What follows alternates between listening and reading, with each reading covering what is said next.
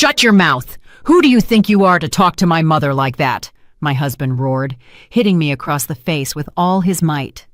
His mother smirked with satisfaction. But what happened 15 minutes later completely blindsided him. Before we continue, please like this video, subscribe to the channel, and let me know in the comments what you think about situations like this. Thank you. And now, please enjoy the story.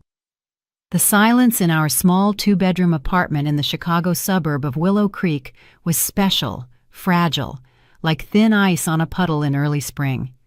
It was composed of the soft, measured breathing of a tiny nose in the crib, the quiet ticking of the wall clock, and the almost imperceptible hum of the refrigerator.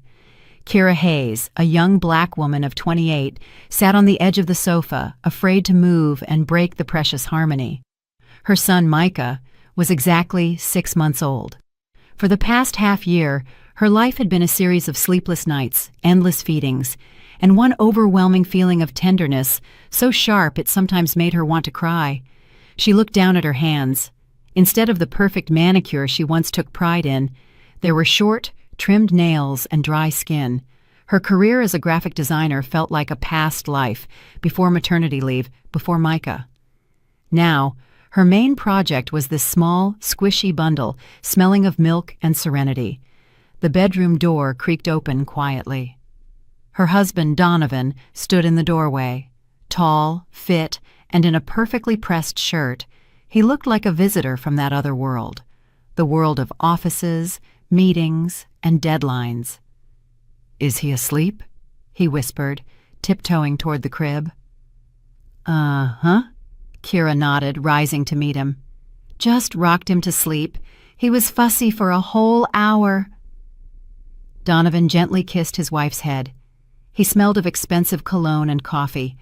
That scent always associated in Kira's mind with reliability, success, and the Donovan she fell in love with 2 years ago at a corporate party.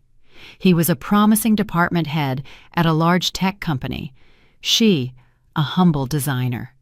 Their romance had been fast and beautiful. "You look exhausted," he said, looking closely at her face. "Maybe you should go visit your folks this weekend, rest and catch up on sleep. I can handle Micah myself." "Thank you, but not right now," Kira smiled gratefully. "My mother-in-law just arrived to help out." At the mention of his mother, a shadow of relief flickered across Donovan's face. Veronica, his mother, had arrived a week ago from a neighboring state with the firm intention of whipping the young family into shape. She was an energetic, bossy woman, one of those who always knew best. Her help mostly consisted of criticism and uninvited advice. Kira was either burping the baby wrong, or her stew wasn't rich enough, or she wasn't dusting the corners with enough diligence. "Speaking of Mom," Donovan lowered his voice, "she asked me to tell you she's running low on her favorite instant coffee, the kind in the glass jar. Can you pick some up when you go out with the stroller, please?" Kira nodded. Over the past week, she had learned all of her mother-in-law's culinary preferences. A specific brand of tea, only that one yogurt dessert, bread from a particular bakery. Veronica tolerated no compromises. She had entered their lives like the lady of the house, and Kira, worn out by sleepless nights, couldn't find the strength to argue. She just wanted peace and quiet. That evening, as the three of them sat in the kitchen, her mother-in-law put on her favorite record yet again. "I look at you young people, and I'm just baffled," she began, stirring sugar into her cup. "Nothing you do is right. A house with a mortgage, the wife isn't working because of maternity leave, and the baby cries all the time. I raised my Donnie alone. His father left us early, and I worked 2 jobs, and yet the house was always clean, and my son was fed and cared for." Kira silently poked at her cold side dish with a fork. She had heard this story for the 5th time. Donovan sat glued to his phone, pretending not to hear. He always did that when his mother started her monologues. "Don't pay attention to her," he would say later. "She's just worried about us." "And you, sweetie, you've really let yourself go," Veronica continued, scrutinizing her daughter-in-law from head to toe. "Thin, pale, bags under your eyes. Is that the kind of wife men like? A man needs a muse, a beauty, not an exhausted homemaker. Kira's stomach clenched with hurt. She was sleeping only 4 hours a night. All her time and energy went to Micah. She wanted to scream that she didn't have a minute for herself, that she dreamed of going to a salon or just lying in the bathtub for more than 10 minutes. But she stayed silent. Any word she spoke would be seen as talking back, as disrespecting her elders. "Mom, come on, why are you starting?" Donovan drawled lazily, without looking up from the screen. "Kira is a new mom. It's normal for her to be tired." "Normal!" Veronica exploded. "When I had you, I was back at work within a week. And she's been home for 6 months and complains about being tired." She stood up from the table, signaling the end of the conversation. Walking past Kira, she paused and patronizingly patted her on the shoulder. "It's all right, girl. I'll teach you how to be a good wife and mother. The main thing is to listen to your elders." Veronica headed toward the patio door. A second later, the sharp stench of tobacco smoke wafted through the partially open kitchen door. Her mother-in-law smoked like a chimney, a pack a day. Kira had always known this, but it hadn't mattered before. Now, with her tiny son sleeping in the next room, the smell seemed poisonous. She looked at Donovan. He continued to scroll through his news feed, completely oblivious to the smoke slowly filling the kitchen. Kira stood up and firmly closed the patio door. A dull, inexplicable anxiety was rising inside her. She felt that with her mother-in-law's arrival, her small, cozy world had begun to crack, and the smell of tobacco was only the first, faint sign of the approaching storm. Late that evening, when her mother-in-law had gone to sleep in the guest room and Donovan was showering, Kira sat by Micah's crib, gazing at his serene face. He softly made a sucking sound, scrunching up his nose in a funny way. She ran her finger over his silky cheek. This little person was her entire universe, her purpose, and for him, she was ready for anything, even enduring a bossy mother-in-law. But where was the line where patience turned into betrayal of her own child? She recalled Donovan's words when he proposed, "We'll be a team, Kira, always together." Where was that team now? Why couldn't he see how his mother was slowly but surely tearing their family apart? The sound of water running came from the bathroom. Kira got up and walked to the window. The city night glowed with millions of lights. Somewhere out there, life was bustling, full of events, meetings, and joy. But her life had narrowed to the dimensions of this apartment, to the perimeter of the baby's crib.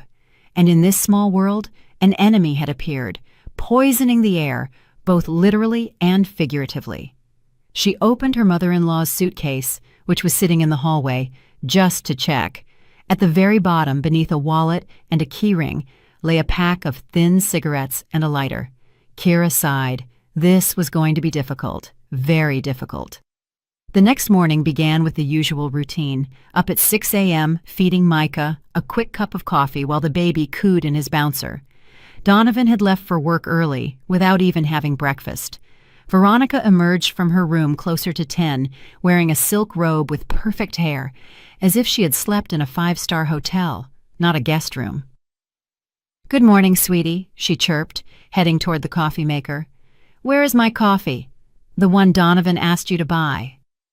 "Good morning," Kira nodded, changing Micah's diaper on the changing table. "I haven't been to the store yet. I haven't had a chance with Micah."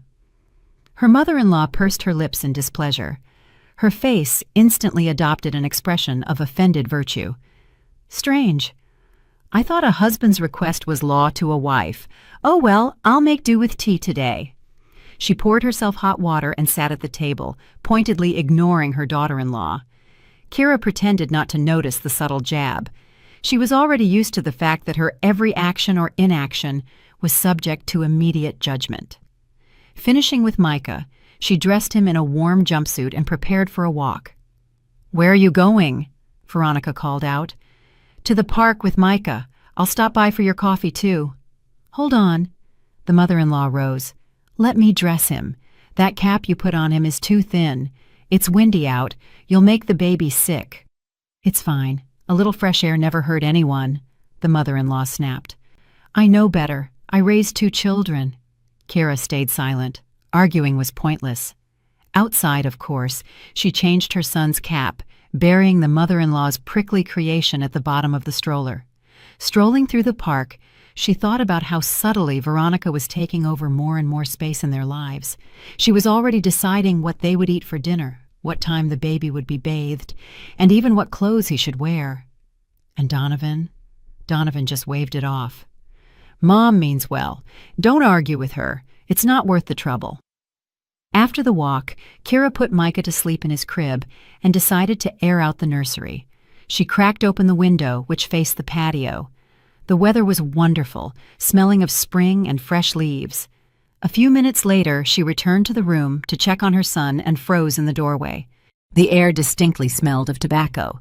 The scent was coming from the patio. Kira peeked out. Veronica was standing with her back to her, happily taking a drag from a thin cigarette and blowing the smoke toward the open nursery window. "Veronica!" Kira exclaimed, unable to stop herself. Her mother-in-law jumped and turned around.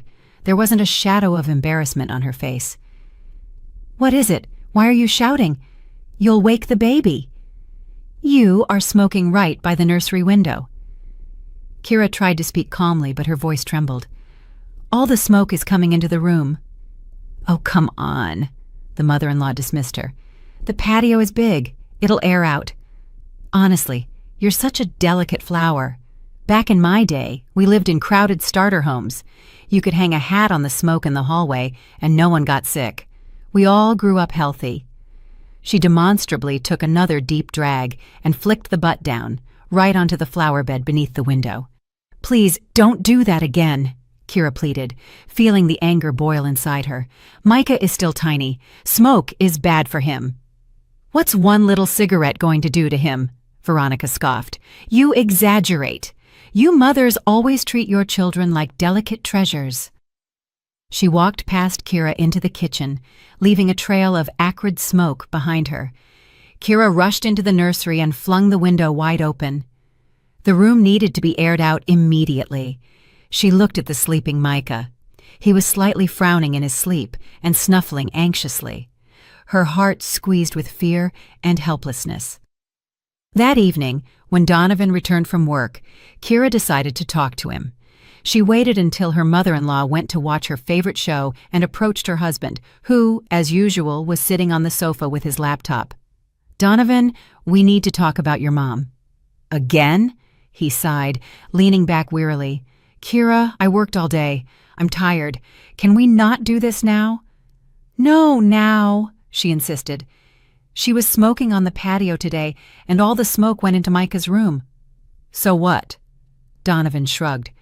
"She wasn't smoking in the room itself." "Donovan, you don't get it." Kira felt tears welling up. "It's dangerous for his health. He's so tiny. He could get lung problems, allergies." "Stop being so dramatic," he interrupted. "Nothing serious is going to happen from one time. Mom is an adult. She can't just quit a 30-year habit at the snap of a finger. You need to be more understanding." He spoke so calmly, so casually, as if the issue were merely his mother forgetting to turn off the bathroom light. "But he's our son!" Her voice broke into a shout. "Don't you care?" "Of course I care." He raised his voice too. "But my mother is family too. She came here to help us, and instead of gratitude, you grill her and lecture her. She already complained to me that you're picking on her." "I'm picking on her?" Kira couldn't believe her ears. "I'm just asking her not to poison our child." "You know what?" Donovan slammed his laptop shut. "You two figure it out. I don't want to be caught between the two of you. You're both important to me. Just find a way to get along." With those words, he got up and left for the kitchen. Kira was left alone in the middle of the living room. Tears streamed down her cheeks. She felt betrayed. The man who promised to be her rock simply washed his hands of the problem, leaving her alone to deal with his mother. That evening, Kira considered for the first time that Donovan loved his mother more than her, more than their son. The thought was terrifying, and she tried to push it away, blaming it on postpartum exhaustion and hormones. But a cold seed of doubt had already been planted deep in her soul. Late that night, when everyone was asleep, Kira went into the kitchen for a glass of water. The faint smell of tobacco smoke lingered in the air again. She walked to the window. An ashtray, an ordinary coffee mug with a couple of cigarette butts in it, sat on the windowsill, hidden behind the curtains. So, Veronica had been smoking right here in the kitchen, with the window cracked open, while they slept. Kira silently emptied the butts into the trash, washed the mug, and put it back. She wouldn't say anything to either of them, but from that moment on, she would be on guard. A war had been declared, albeit a silent one, and in this war, she would fight for her son alone. A week passed, filled with quiet, draining resistance. Veronica continued to smoke in secret, and Kira kept finding traces of her transgressions: cigarette butts under a layer of vegetable peels in the trash, a faint smell of smoke in the bathroom. She stopped making comments, simply airing out the apartment and trying to keep Micah away from her mother-in-law. Donovan, seeing no open conflict, was in a complacent mood. "See?" he'd say. "I told you two would get along. It just took time." Kira offered a strained smile in response. She knew this wasn't peace, but the calm before the storm. Then, the thing she feared most happened. One morning, Micah woke up with a raspy, barking cough. He was struggling to breathe, his little chest heaving with effort. Panic gripped Kira. She immediately called a pediatrician from a private clinic, distrusting the general practitioner who dismissed everything with, "It's nothing serious, it will pass." The pediatrician, a kind older woman named Dr. Olivia Reed, arrived within an hour. She listened to Micah's lungs, examined his throat, and asked Kira questions. "Does anyone in the house smoke?" she asked, her gaze turning stern. "Yes," Kira answered honestly. "My mother-in-law." "Where does she smoke?" "On the patio in the kitchen. I ask her not to, but—" Dr. Reed sighed heavily. "The boy is developing obstructive bronchitis. For a 6-month-old, that's very serious. His airways are still very narrow, and any irritant, especially tobacco smoke, can cause swelling and spasms." "What should I do?" Kira whispered, her hands turning cold. "First, you must immediately and completely eliminate all contact with smoke. None on the patio or out the window. The smoker must go outside, and after returning, wash their hands and change their clothes before approaching the child. Second, here's a prescription. We will start nebulizer treatments. If there is no improvement within 2 days, or if it gets worse, call an ambulance immediately. He will need to go to the hospital." The words hospital and ambulance sounded like a death sentence. When the doctor left, Kira sat over her crying son's crib, feeling a mix of fear, anger, and despair. Her small, defenseless boy was suffering because of an adult woman's selfishness and stubbornness. That evening, a serious confrontation took place. Kira gathered both Donovan and Veronica in the living room. Without emotion, trying to speak as calmly as possible, she repeated the doctor's words. "Therefore, as of today, smoking is completely banned in our apartment. If you need to smoke, Veronica, please go outside." Her mother-in-law listened with a stony face. When Kira finished, she theatrically clutched her hand to her heart. "So you're saying I'm to blame for the baby's illness?" Her voice trembled with offense. "I am only relaying the doctor's words," Kira answered firmly. "Tobacco smoke is a powerful allergen and irritant for an infant." "What nonsense!" Veronica scoffed. "People have smoked all their lives and children grew up healthy. This is all made up by your newfangled doctors just to squeeze more money out of you. Donnie, you remember Uncle Cole, our neighbor? He smoked like a train, and his daughter was the picture of health." Donovan, who had been silent until then, looked over at Kira. "Kira, maybe you shouldn't be so absolute. It's hard for Mom to run outside every time, especially in the evening. Her legs hurt." "Donovan, we're talking about our son's health." Kira felt herself losing control. "Did you hear what the doctor said?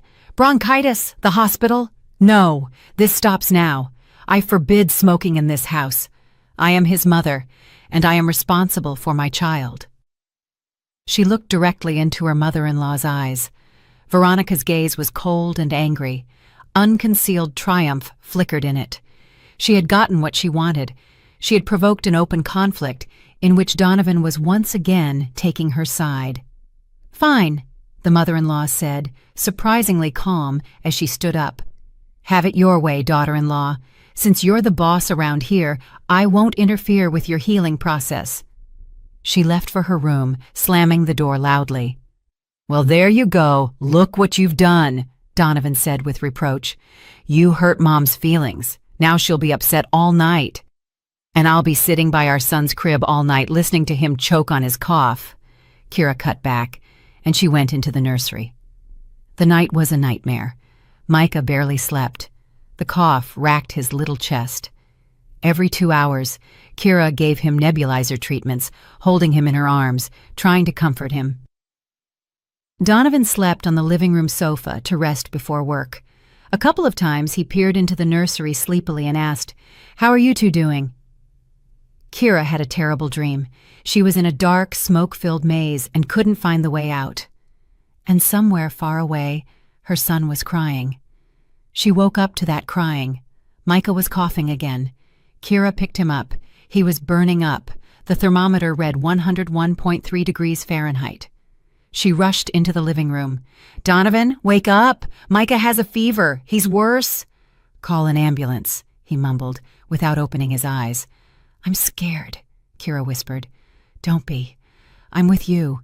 He rolled over onto his other side and started snoring again.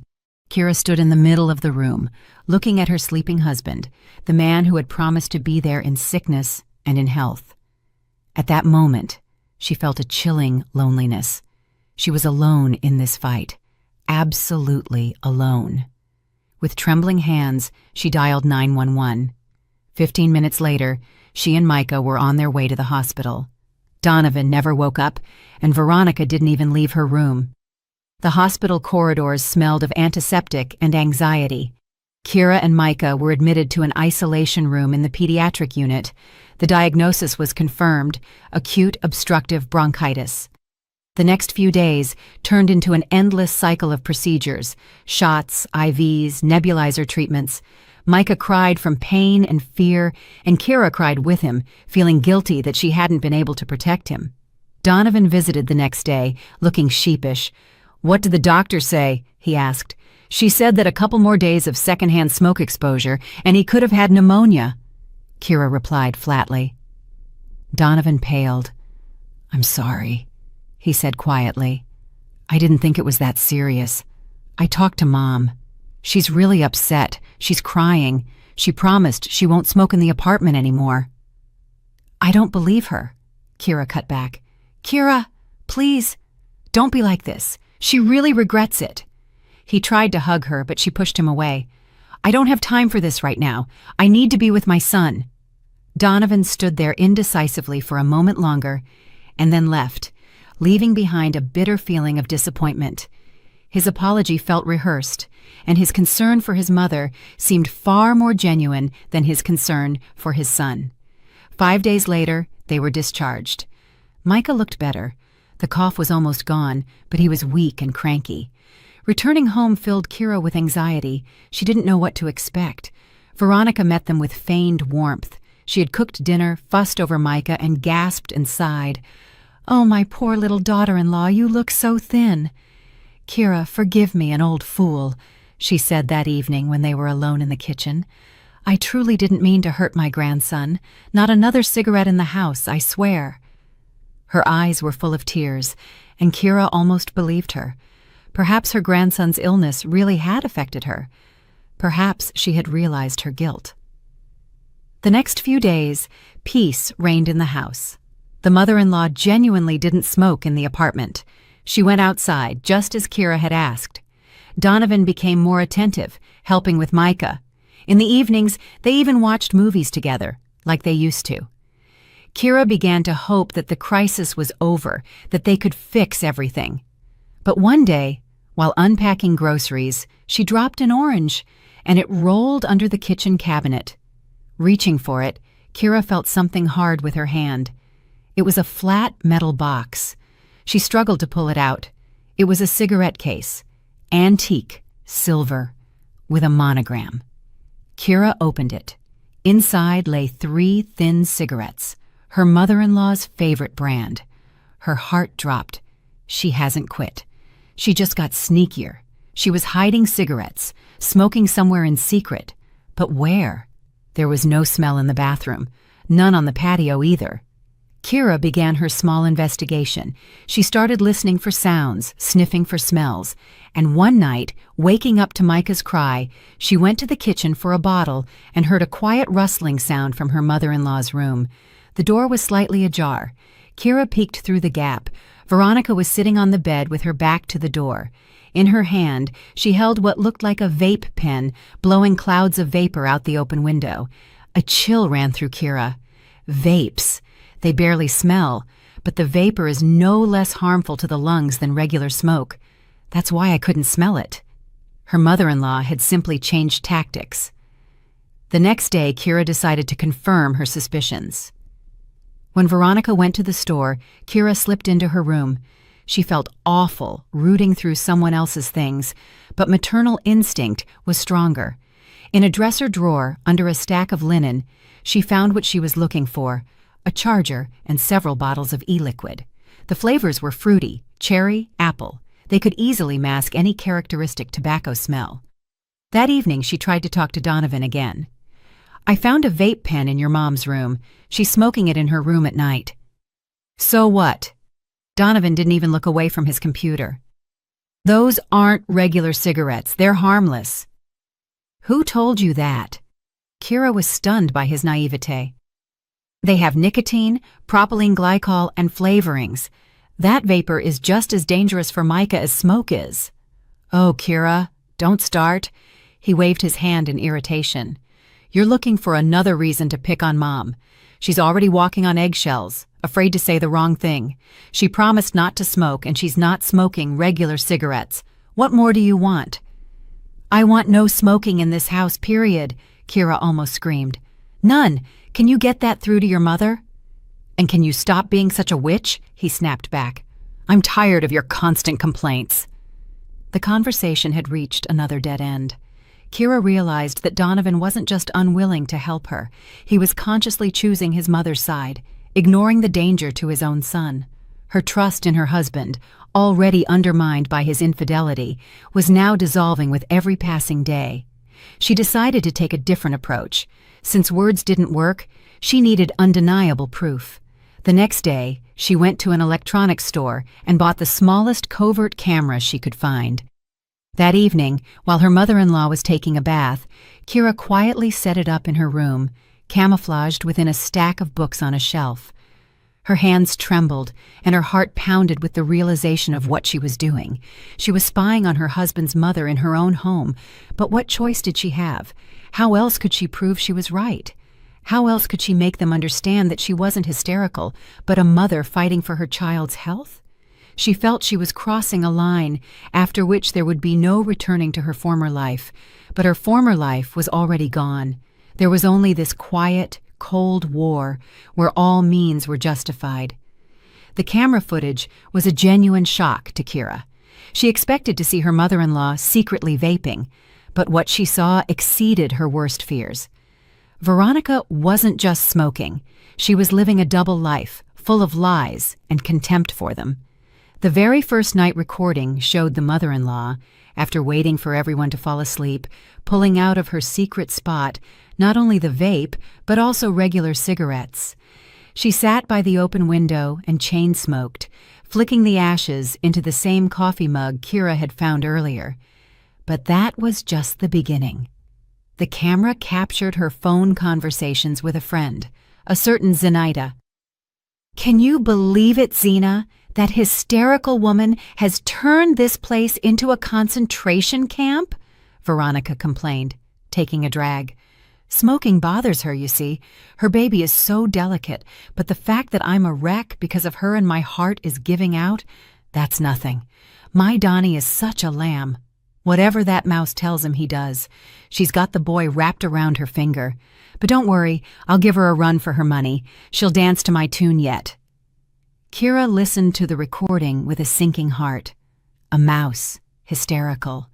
So that's what her mother-in-law really thought of her, and her complaints about her heart were just an act for her son. But the most damning clip was recorded the next day. Veronica was talking on the phone with Donovan. Kira recognized her husband's voice, even though it sounded muffled. "Son, I can't take this anymore," the mother-in-law said in a tearful voice. "Kira is absolutely tormenting me. Today she claimed that my perfume gives Micah an allergy and demanded that I stop wearing it. Can you believe it? I told her they were expensive French perfumes, and she said, 'You smell like an old chest of drawers.'" Kira went cold. She had said nothing of the sort. She hadn't even mentioned the perfume. It was a brazen, monstrous lie. "Mom, don't worry about it," Donovan's voice came from the speaker. "You know she has postpartum depression. That's why she's nitpicking everything." "Postpartum depression?" Veronica sobbed. "It's not depression. It's a mean streak. She simply hates me and is turning you against me. I feel like I'm losing you, son." "Mom, don't cry." Donovan's voice became soft and comforting. "You will never lose me. I'll talk to her tonight. I'll put her in her place." Kira turned off the recording. She was shaking. So this was how it worked. Her mother-in-law was methodically and coldly destroying her reputation in her husband's eyes, inventing non-existent slights, playing the victim, and acting out dramas. And Donovan, her husband, her team, believed her every word. He didn't just believe her, he was ready to put his own wife in her place to appease his mother. The scale of the betrayal was much deeper than she could have imagined. It wasn't just about the cigarettes.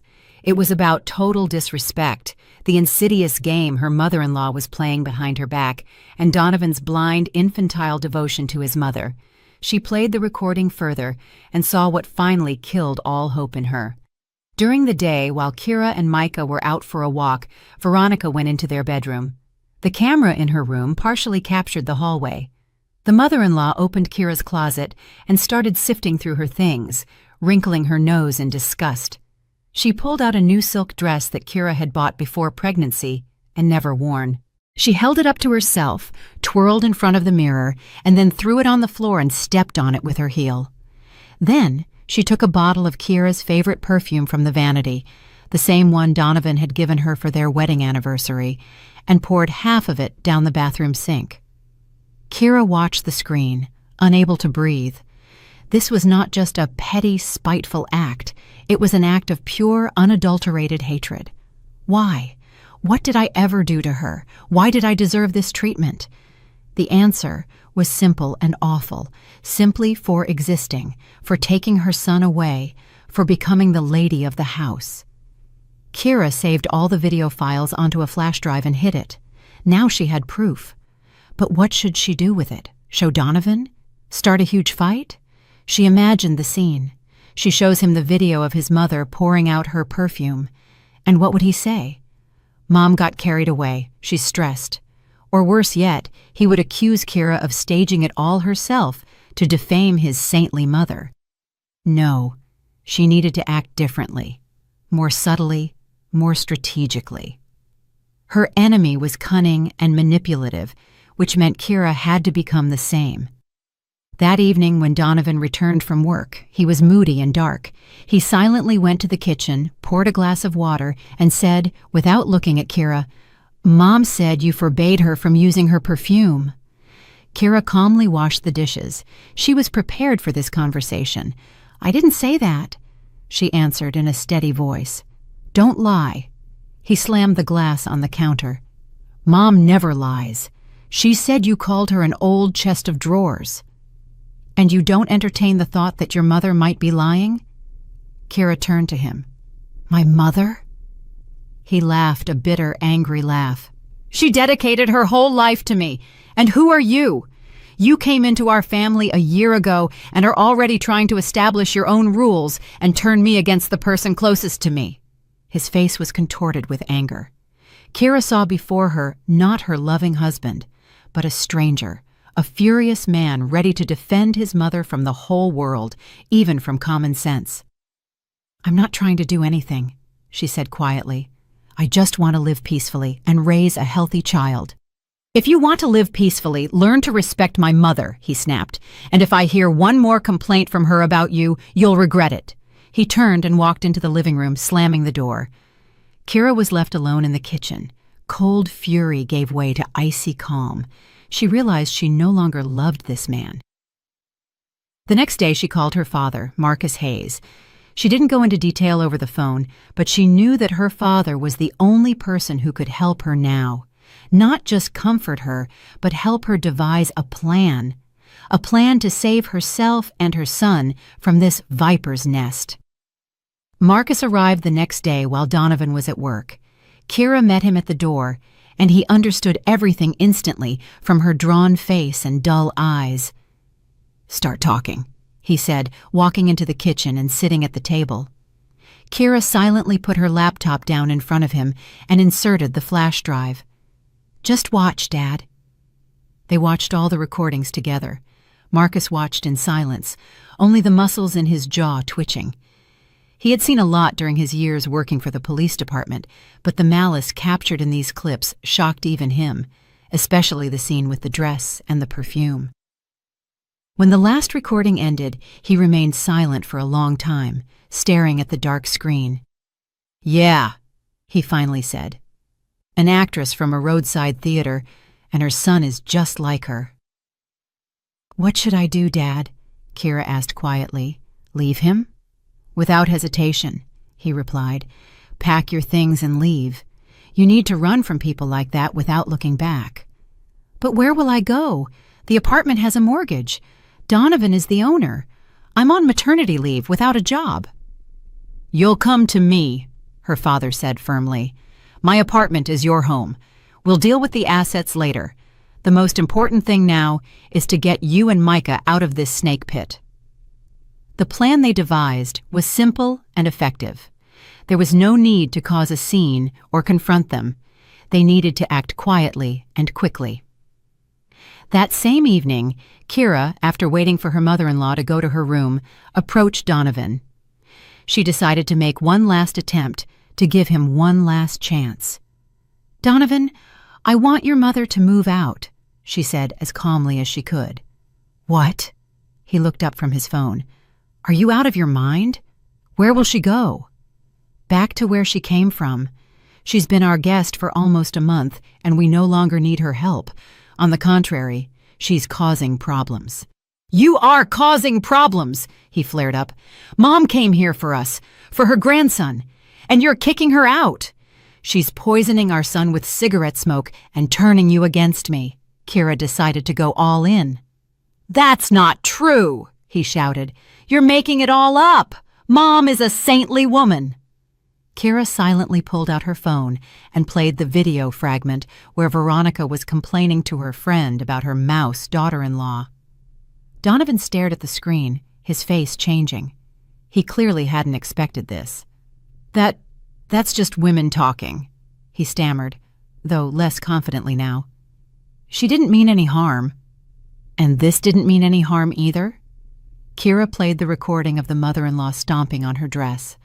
Donovan watched, mouth agape. He was in shock. I don't know what to say," he choked out. "Maybe it's edited?" "Edited?" Kira gave a bitter laugh. "Are you serious? You're ready to believe in a conspiracy theory just so you don't have to admit that your mother is a nasty, malicious person?" He was silent. Kira saw the struggle going on in his head, but to her horror, he made his choice. "Even if it's true," he said, avoiding her gaze, "she's my mother. I can't kick her out. She's an elderly, sick woman." "She's not sick, Donovan. She's a manipulator. And you are her puppet." "Shut up!" He jumped up. "Don't you dare talk about my mother like that." Kira knew this was the end. The last chance was gone. "Fine," she nodded. "If she's not leaving, I'm leaving, and I'm taking Micah with me."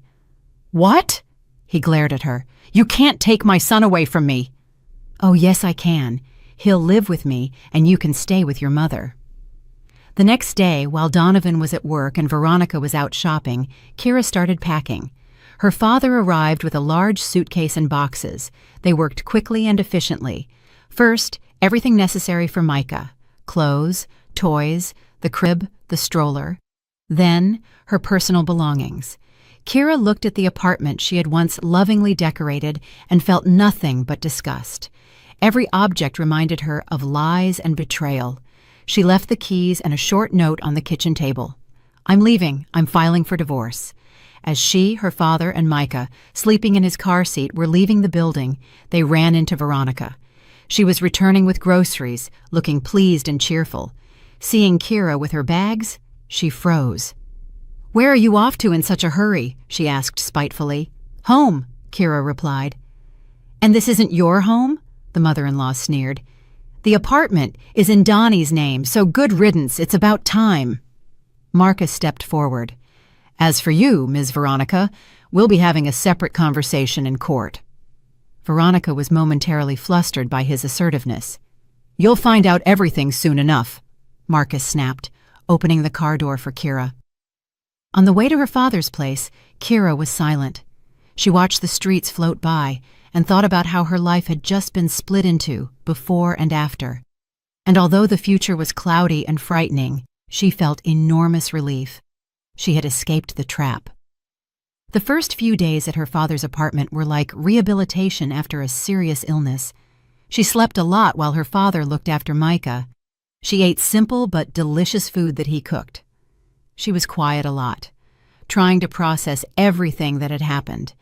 Donovan bombarded her phone. At first he yelled and threatened to take his son away. Then he started begging her to come back, promising that everything would change, that his mother would leave. Kira didn't believe a single word. She just screened his calls. Veronica called too, from a different number. "You'll regret this, you tramp," she hissed into the phone. "I'll make sure you never see your son again." After that call, Marcus insisted that Kira change her phone number. "Don't listen to their nonsense," he said. "A dog barks, but the caravan moves on. We need to prepare for court." They hired a good family law attorney, a woman with the reputation of a bulldog named Attorney Jordan Clark. After reviewing the video recordings and hearing Kira's story, she confidently stated, "This is a winnable case. We'll get the divorce quickly. There won't be any trouble determining the child's residence. He's an infant. The court almost always grants custody to the mother." "The apartment will be trickier," she warned.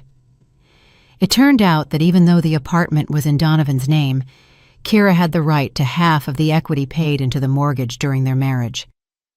"They'll argue that his mother made the down payment," Jordan cautioned, "but we have an ace up our sleeve." "What is it?" Kira wondered. "Emotional distress and battery. That slap is domestic violence. We can file a separate civil lawsuit that will weaken their position and make them more willing to settle the property division." Kira hesitated.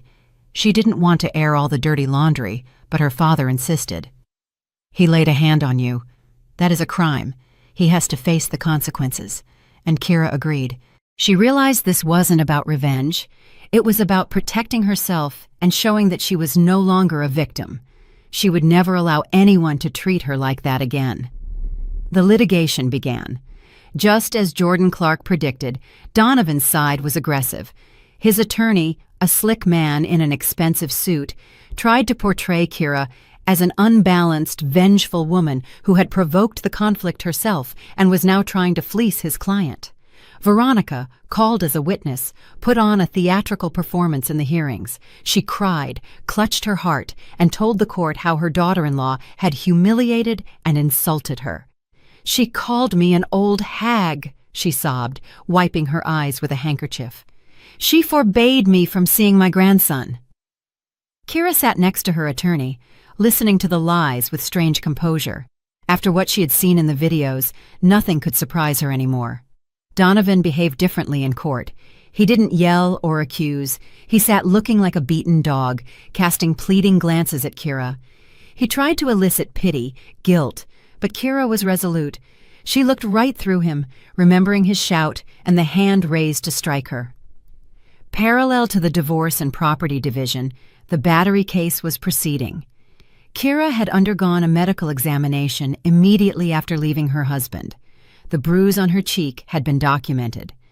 Donovan faced a fine and administrative arrest. This made him noticeably nervous.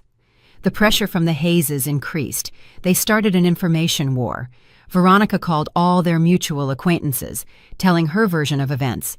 She described Kira as an ungrateful shrew who had married for money and was now trying to leave her son with nothing. Some people believed her. A few of Kira's friends from Donovan's company cut ties with her. She was hurt, but not broken. She knew her real friends stayed with her. She also started feeling pressure from the client on that one freelance project she was trying to finish. He urgently demanded revisions, threatening penalties. Kira was torn between court dates, caring for Micah, and work. Sometimes she felt her strength was running out. One of those evenings, after putting her son down, she was sitting in her father's kitchen, staring into space. "Tired?" Marcus asked quietly, sitting across from her. "Very," she admitted. "Sometimes I just want to give up and agree to their terms." "Never," her father said firmly. "Do you hear me? Never give up. That's exactly what they want. They want to wear you down, to make you throw in the towel. But you are stronger than them, Kira. You will get through this." His certainty was contagious. She drank a hot cup of tea and returned to work. She would prove to all of them that she wasn't broken. A week after the latest court hearing, Donovan cornered her outside her father's building. "Kira, we need to talk," he said, blocking her path. "We have nothing to talk about." She tried to walk around him. "Listen." He grabbed her arm. "Withdraw the battery complaint, please. I'll have problems at work if I have a conviction." "You should have thought of that sooner," Kira answered coldly, pulling her arm away. "I'll make it up to you," he said quickly. "I'll give you the whole apartment. Just withdraw the complaint." Kira stopped. This was unexpected. "What do you mean, give me the apartment?" "I mean, we'll sign a settlement agreement. The apartment stays with you and you drop all claims, including the civil suit for battery." The offer was tempting. Her own apartment, the end of the lawsuits, the start of a new life. "I'll think about it," she said. That evening, she discussed it with her father and her attorney. Jordan Clark was skeptical. "It's too generous. There's a catch. He's not afraid of a fine. He's afraid of something bigger. Maybe a conviction could affect his career advancement or getting a loan." "And if we agree, will he go back on his word?" Kira asked. "We'll formalize everything legally, a settlement agreement approved by the court. He won't be able to back out of it." Her father was also in favor.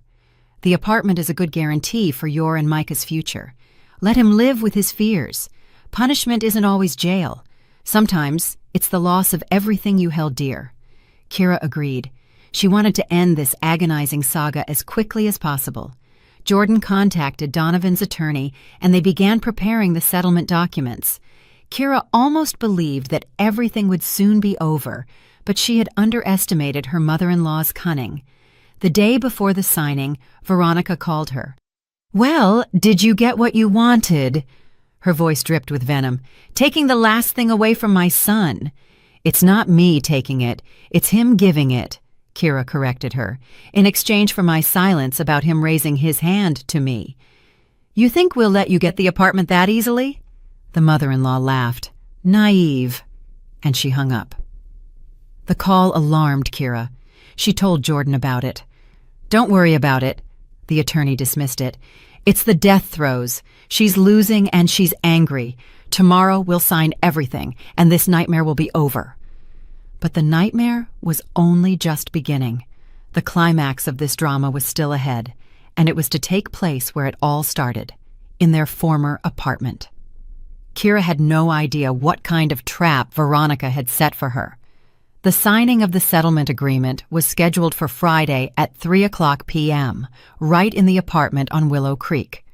Donovan's side insisted on this, to hand over the keys and sign all the paperwork on the spot, his attorney explained. Jordan found it strange, but agreed, warning Kira to be on guard. Kira arrived with her father. Marcus, though retired, had not lost his investigative instincts and insisted on being present for the transaction. "Just in case," he said. Donovan opened the door. He looked nervous, constantly glancing around and fidgeting with his shirt cuffs. The apartment was unusually quiet and felt empty. Some furniture was missing. "Come in," he mumbled, letting them into the living room. His attorney and Veronica were already in the room. The mother-in-law sat bolt upright in an armchair, watching Kira with unconcealed hatred. "Where is Jordan Clark?" Marcus asked, looking around. "She's running late," Donovan's attorney replied. "Stuck in traffic. But we can start without her. It's a simple formality." Kira's father frowned. "No, we'll wait." A tense silence fell. Veronica deliberately pulled a cigarette and a lighter from her purse. "Do you mind?" she asked in an icy tone, looking straight at Kira. "Nerves are shot." "I do mind," Kira answered calmly. "You know perfectly well I can't stand smoke." "Oh, forgive me," the mother-in-law feigned remorse. "I completely forgot about your delicate constitution." She didn't put the cigarette away, continuing to twist it in her fingers. At that moment, Marcus's phone rang. "Excuse me," he said, stepping into the hallway. "Just a minute." As soon as the door closed behind him, the atmosphere in the room instantly changed. "Well, you witch, are you happy?" Veronica hissed, rising from the armchair. "You ruined the family. You left my son homeless." "That was his choice," Kira countered. "His choice?" Donovan interjected. His voice was shaking with anger. "You set this whole thing up. You wanted a divorce from the start. You wanted to steal the apartment. I know it." "Calm down, son," Veronica put a hand on his shoulder. "Don't waste your nerves on her. She won't get what she wants anyway." She looked back at Kira, and a malicious spark flashed in her eyes. "Did you think you were so clever? Did you think we'd just hand over the apartment?" She took a step toward Kira, who involuntarily backed away. "What are you planning?" she asked, feeling a wave of icy fear rise in her throat. Instead of answering, Veronica walked to the china cabinet where their wedding photos used to sit and pulled out a small jewelry box. "Do you know what this is?" she asked, opening it. Inside, on a velvet cushion, lay several gold pieces. Rings, earrings, a necklace. "Those are my jewels," Kira said, surprised. "I thought they were lost in the move." "They weren't lost," the mother-in-law smirked. "They were waiting for their moment." With those words, she walked to the window, flung it open, and shouted, "Help! I'm being robbed!" and threw the jewelry box into the street. Kira froze in bewilderment, not understanding what was happening. Below, the sound of breaking glass could be heard. There was a neighbor's small greenhouse beneath the window. "What are you doing?" was all Kira could whisper. "Mom, what is this?" Donovan shouted, rushing to the window, but it was too late. The apartment door burst open, and 2 police officers appeared on the threshold.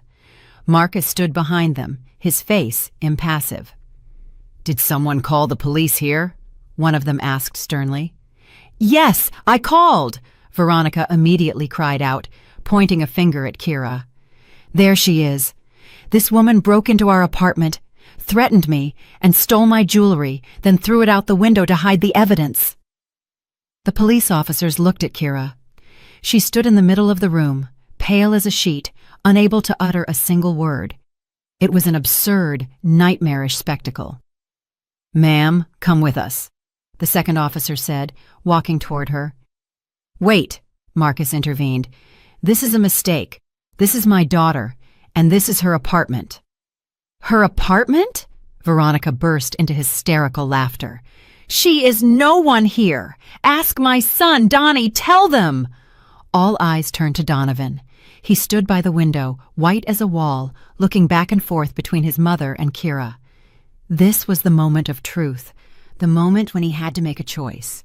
"Donovan," Kira called softly. He looked up at her, and his eyes were empty. I don't know," he mumbled. "Mom was shouting. She came in. She started demanding something." He didn't defend her. He didn't even try to tell the truth. He was just afraid and betrayed her again. "I see," Marcus said. His voice was calm, but steel rang in it. "All right, daughter, don't worry." He turned to the officers. "Officers, I am Marcus Hayes, Lieutenant Colonel, retired, 25 years in the Detective Bureau, and I state that a crime is being committed here, specifically filing a false police report and attempted fraud." Veronica faltered for a moment, but immediately recovered. Don't listen to him, she screamed. He's her father. He's covering for her. You'll see about that. Marcus pulled out his phone. You know, I'm an old detective, and I make a habit of recording everything, especially when I meet with people like this. He pressed a button, and the room was filled with Veronica's voice, the same voice Kira had heard just a minute ago. Well, you witch. Are you happy? You ruined the family. Did you think we'd just hand over the apartment? The recording continued, capturing every word, every threat, including her own scream. Help! I'm being robbed! The color drained from her mother-in-law's face. Her confidence, her anger, all vanished. Only fear remained.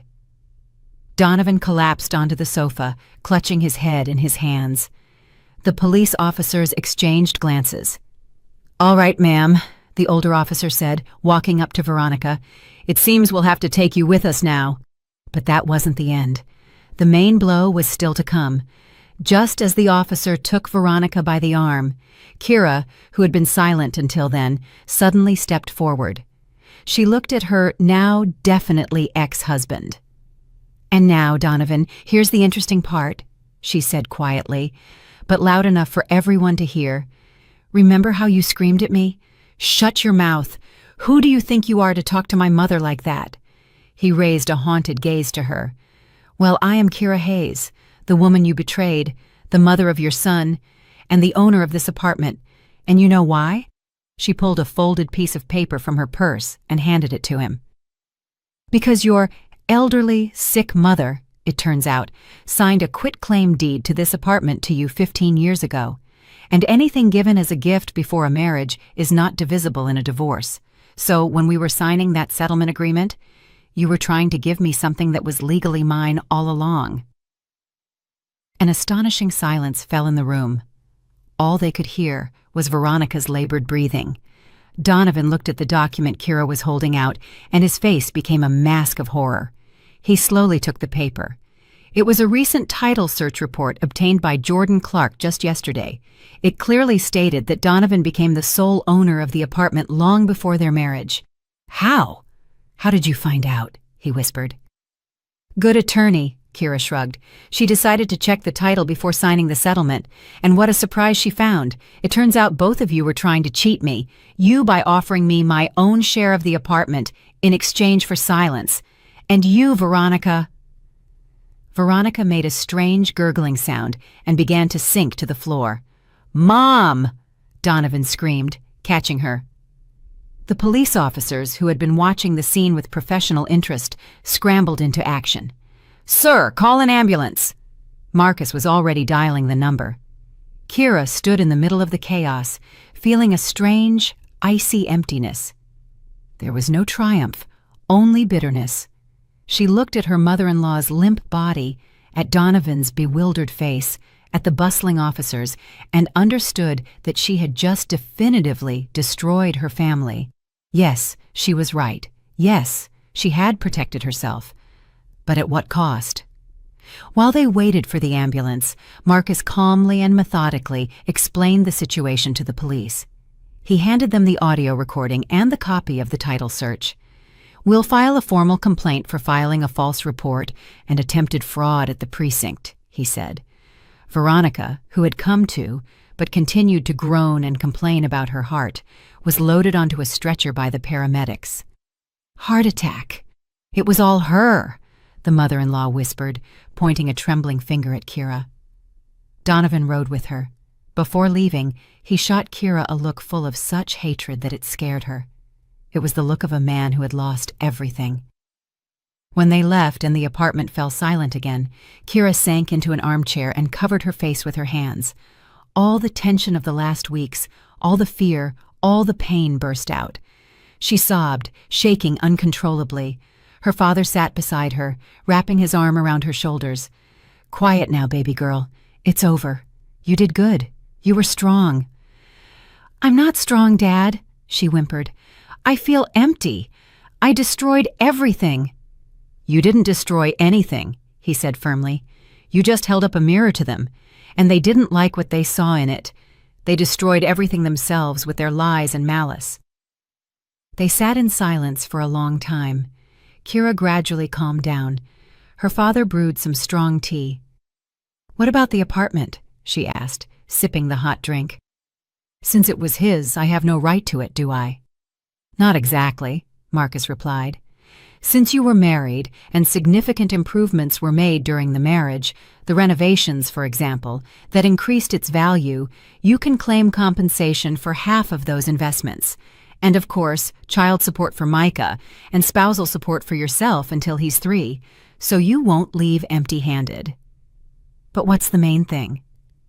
"The main thing is that you're free," he said. "Free from that man and his mother.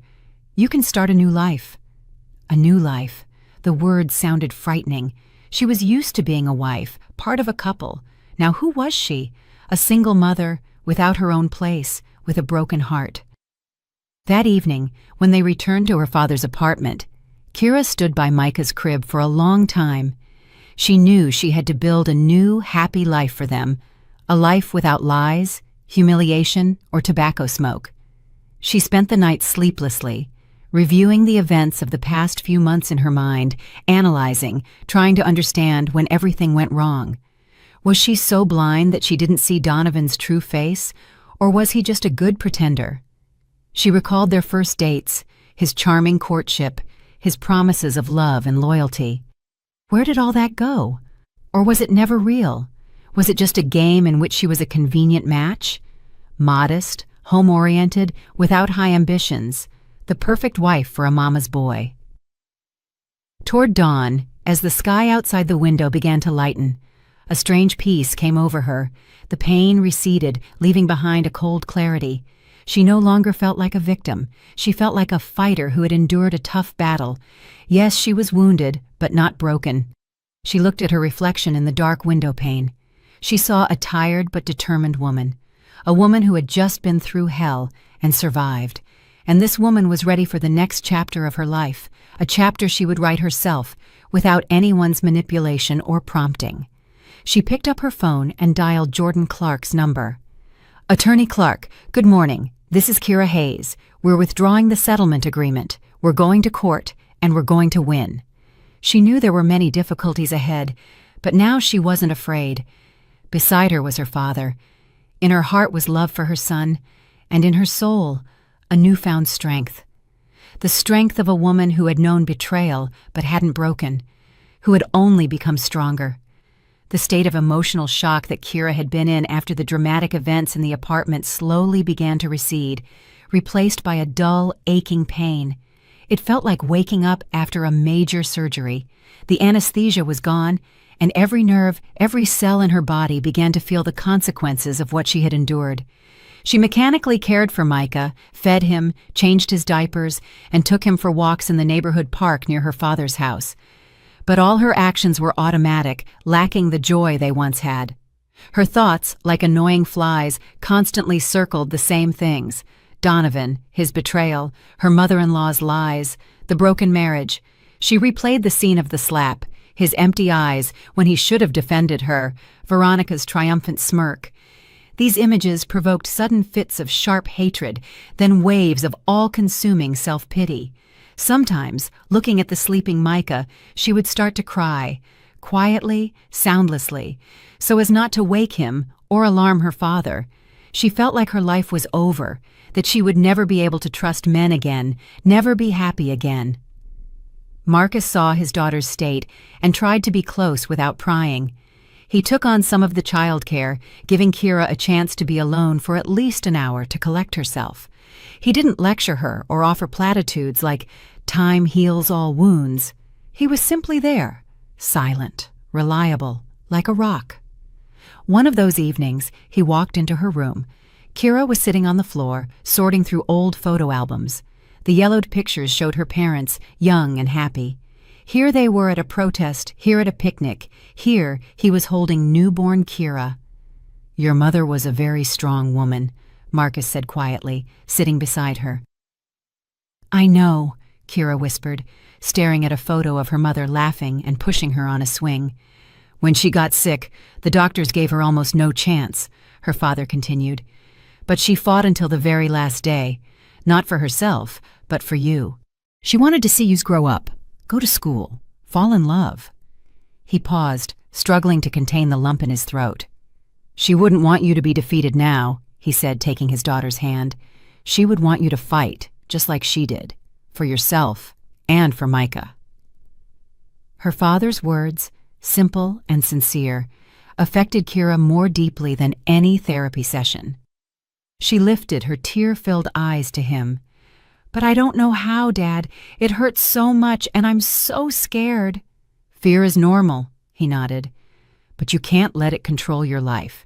You have to turn your pain into fury, a cold, calculated fury that will help you win. He spoke like a detective giving instructions to a subordinate, and that professional firmness in his voice was sobering. Do you think I can do it? I don't think so. I know so, he said confidently. You are my daughter, and your mother's daughter. You have her backbone. You just don't know it yet.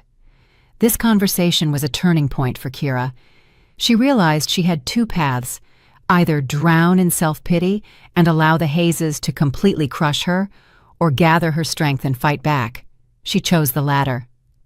That night, for the first time in a long time, she slept peacefully without nightmares and woke up with a clear sense of purpose. She would no longer cry, she would act. Her first call was to attorney Jordan Clark. Jordan, we're continuing the fight, she said in a firm voice. I want to get everything I'm legally entitled to. Compensation for the renovations in the apartment, child support, and support for myself until Micah is 3. And I want Veronica to answer for filing a false police report. The lawyer on the other end of the line gave an approving chuckle. Now that's the fighting spirit I like.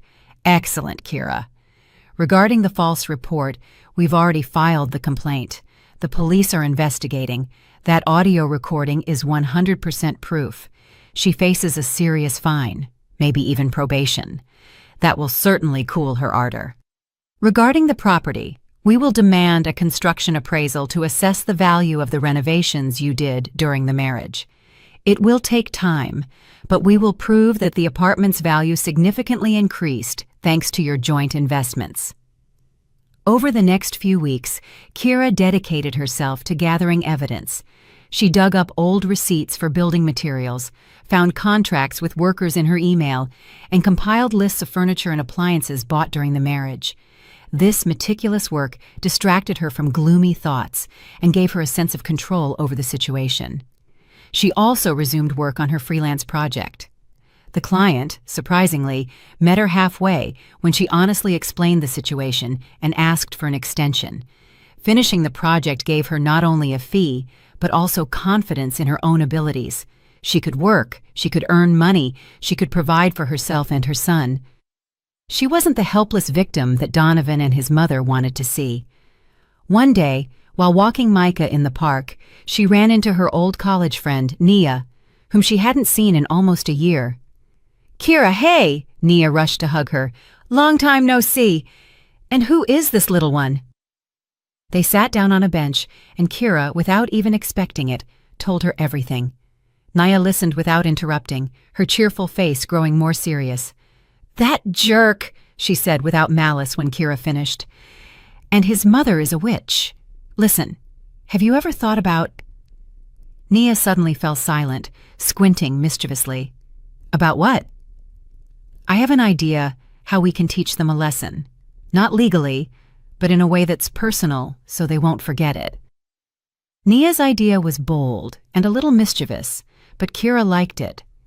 There was something about it that answered her new mindset, her desire not just to defend herself, but to strike back, a blow that would make them feel at least a fraction of the pain and humiliation she had endured. They spent another hour in the park discussing the details, and as Kira walked home, a smile played on her lips for the first time in a long time. It wasn't the forced smile she had shown for the past few months. It was the smile of a woman who had a plan for small but very righteous revenge. The plan Nia proposed was simple and brilliant in its simplicity. Betrayal, domestic violence, a cunning mother-in-law. People love stories like that. You're suggesting I write an article? Kira asked with doubt. But that's airing our dirty laundry. And they weren't shy about airing it, were they? Nia countered. The idea was to write an anonymous story based on the events of Kira's life, changing the names and some details, but keeping the core of the drama: a tyrant husband, a manipulative mother-in-law, the story of the slap, the setup, the theft, and the house deed. You see, Nia passionately argued, Donovan works for a major tech company. He's a public figure, a manager. Reputation is everything to him. Now imagine his colleagues, his boss, reading this story.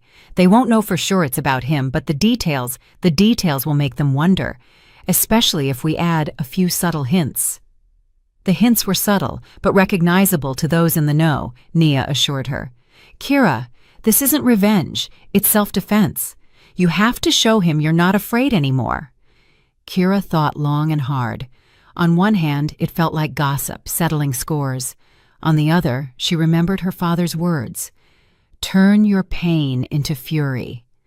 This article could be her way of venting everything she had bottled up, while simultaneously striking at Donovan's most vulnerable spot, his ego and his career.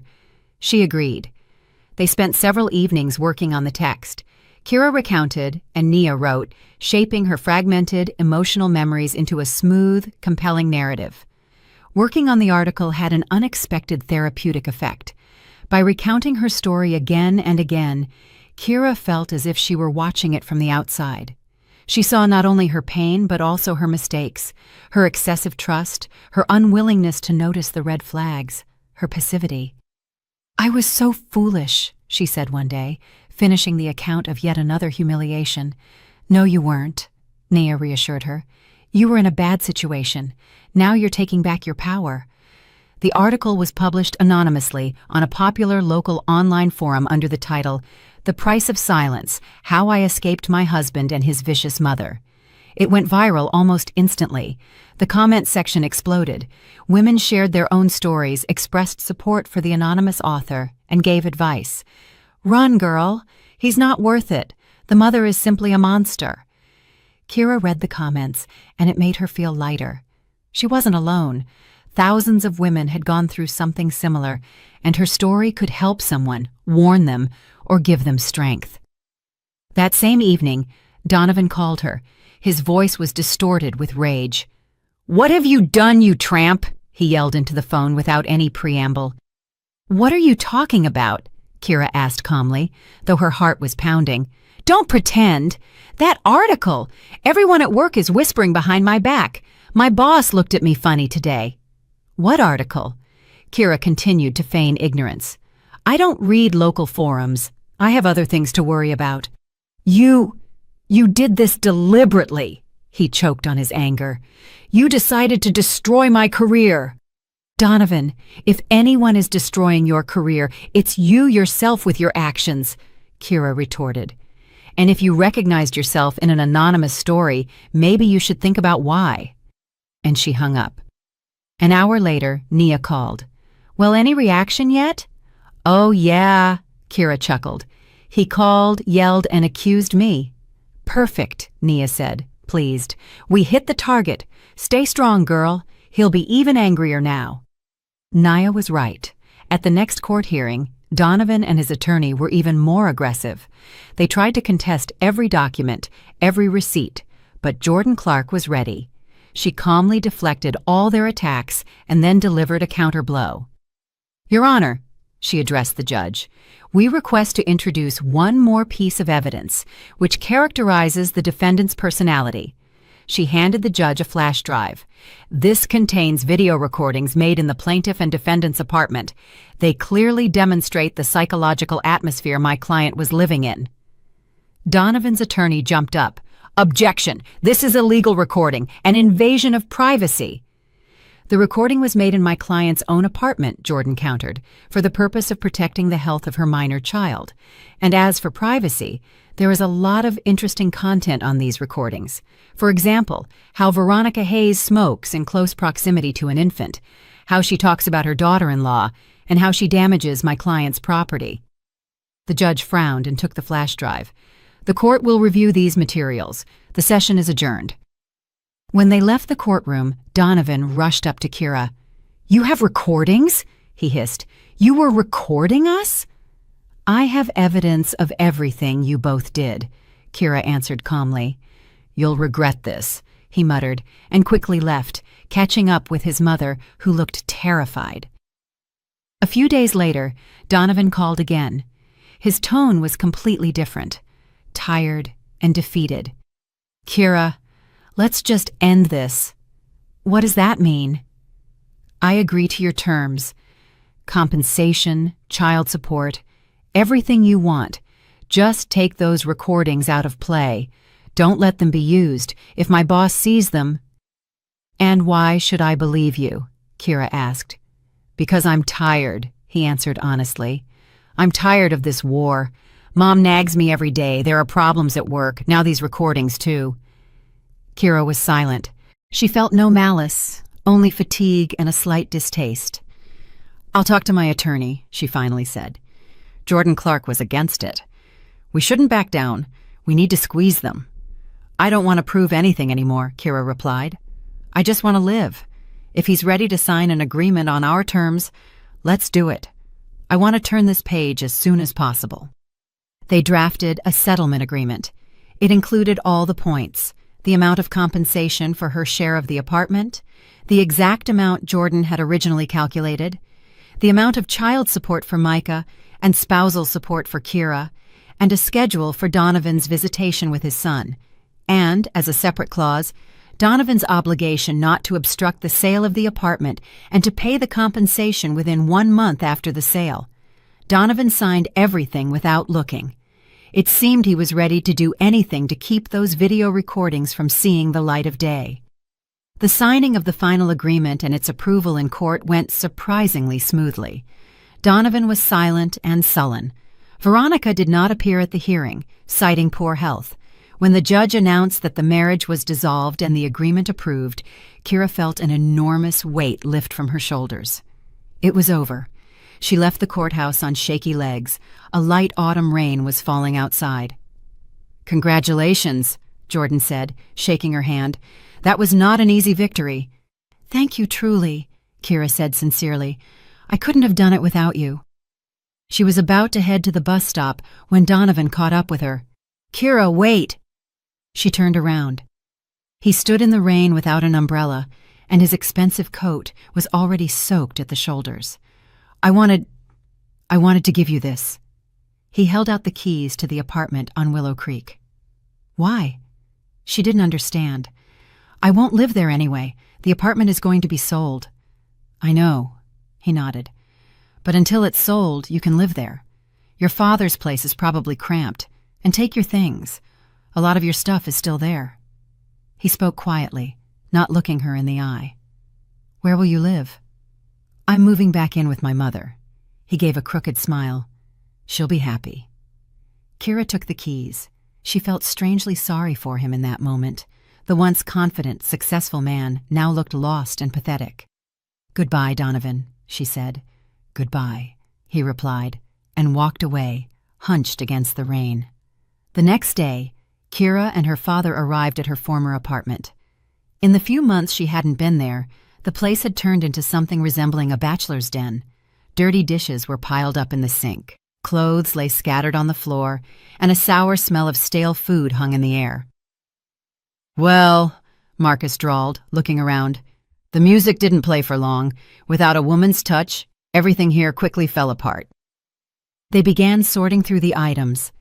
Kira methodically packed her clothes, books, and dishes into boxes. Each item brought a wave of memories. This cup, which they used to drink tea from in the evenings, this blanket, under which they watched movies, and this frame with their wedding photo pushed into the back corner of a shelf. She took out the photo. Happy, smiling faces. It seemed like another life. She removed the picture from the frame and tore it into tiny pieces. The past needed to be let go. In Donovan's closet, on a shelf, she stumbled upon a familiar flat box. Veronica's silver cigarette case. It was empty. Apparently her mother-in-law had forgotten it in her haste. Kira turned it over in her hands and tossed it into the box of trash. She no longer needed clues or reminders.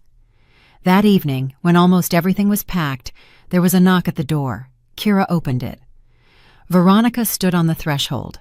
She looked terrible, pale, thinner, with dark circles under her eyes. "Can I come in?" she asked quietly. "Why?" Kira asked guardedly. I wanted to talk." Kira hesitated but let her in. Marcus, who had come out of the room at the sound, silently stood in the doorway, ready to intervene at any moment. "I came to apologize," Veronica said, not looking at Kira. "I was wrong about everything." It was so unexpected that Kira was taken aback. I don't know what to say." "You don't have to say anything." The mother-in-law raised her eyes, and Kira saw tears in them. "Just listen. I was always afraid of being alone. My husband died when Donnie was only 10. I poured everything into him my whole life. And when he married you, I got scared that he would forget me, that I would become unnecessary to him. And I started doing foolish things. I was jealous, I nitpicked, I tried to prove that I was more important. You almost—" She stopped at the door and turned back. "And the cigarette case? It was my father's, the only memory of my dad. If you find it, please return it." Kira silently took the silver box from the trash box and handed it to her. A month later, the apartment was sold. Kira received her share, almost $150,000. It was enough to buy a small but cozy one-bedroom condo in a new development near a park. She renovated it and furnished it to her taste. It was bright. Donovan paid child support diligently and saw Micah on weekends. Their communication was cool but polite. He never moved out of his mother's apartment. Acquaintances reported that he often drank and changed jobs. His career at the tech company had gone downhill after the scandalous article. He became irritable and withdrawn. Kira felt no hatred toward him, only sadness that everything could have been different if he had only found the strength to grow up and separate from his mother. But he made his choice, and she made hers. 2 years passed. The spring sun flooded the spacious kitchen and living room of Kira's new condo with light. Her life had changed beyond recognition in those 2 years. She had gone from a crushed, insecure woman to a successful, independent mother who stood firmly on her own 2 feet. After the divorce, she didn't return to the office. She continued to freelance, and her talent as a graphic designer was finally appreciated. Word of mouth worked better than any advertisement. She gained major clients, a stable income, and, most importantly, the opportunity to work from home and spend maximum time with her son. She read a lot, started yoga, and began learning Italian. She was discovering a new world where she was the main character, not a supporting role in someone else's drama. The relationship with Donovan and his mother had dwindled. He still saw Micah, but their meetings became rarer. He often canceled at the last minute, citing being busy or feeling unwell. Kira didn't insist. She saw that the visits didn't bring her son joy. Donovan was distant with him. He didn't know what to talk about or what to do. Veronica no longer tried to contact her. Kira heard from mutual acquaintances that she had declined significantly, was sick, and rarely left the house. Her plan to control her son's life had failed, and it had broken her. Kira felt no malicious joy, only quiet sorrow that one destructive passion, the thirst for power over another person, could poison the lives of both herself and those around her. A new person had entered her life. His name was Julian. He was an architect, a divorced father of a charming 5-year-old daughter named Chloe. They met by chance in the park when their children were fighting over a swing. They started talking, then met again and again. Julian was Donovan's complete opposite, calm, reliable, and attentive. He didn't speak beautiful words, but his actions spoke for themselves. He would drive across town late at night to fix her leaky faucet. He listened to her work stories with genuine interest. He adored Micah and treated him like his own son.